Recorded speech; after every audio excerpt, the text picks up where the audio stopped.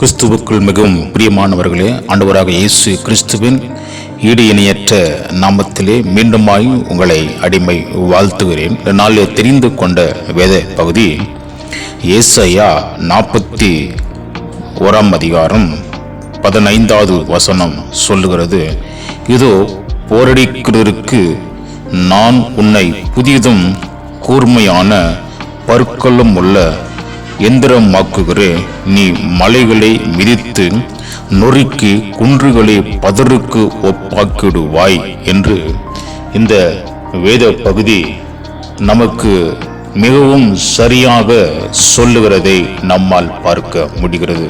எனது அன்புக்குரியவர்களே, இதை நாம் ஒரு ஜெபத்தின் வாயிலாய் பார்க்கிற போது கர்த்தர் ஜெபிக்கிற ஒவ்வொரு மனுஷனையும், கர்த்தரோடு கூட உறவாடுகிற ஒவ்வொரு மனுஷனையும் கர்த்தர் சொல்லுகிற ஒரு வார்த்தை, உன்னை புதிய கூர்மையான பற்களுள்ள எந்திரமாக்குவேன்.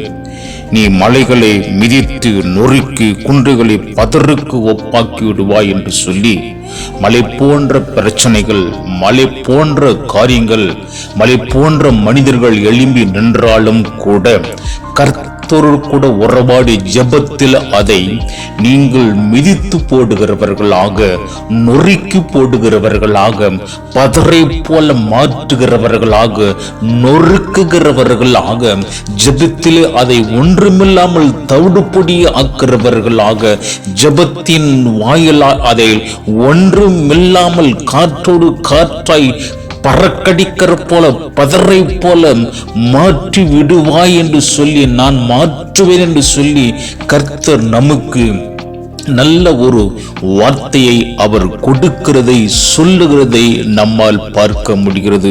அன்புக்குரியவர்களே, நீங்கள் கர்த்தரை சார்ந்து வாழுங்கள், கர்த்தரை நோக்கி கூப்பிடுங்கள். உங்களுடைய ஒவ்வொரு வார்த்தைக்கும் கர்த்தர் அப்படிப்பட்டதான ஒரு பலனை கர்த்தர் வைத்திருக்கிறார்.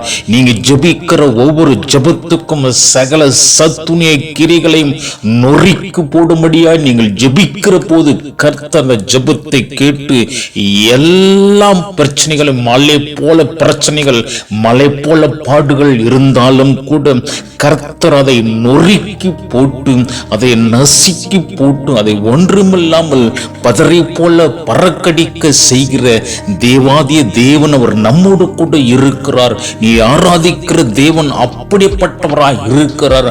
ஆகினாலே நீங்கள் அவரை தொடர்ந்து நோக்கி கூப்பிடுகிற போது கர்த்தர் உங்களை அப்படியாய் ஒரு பெரிய எந்திரமாய் மாற்றுவேன் என்று சொல்லி வாக்கு கொடுக்கிறார்.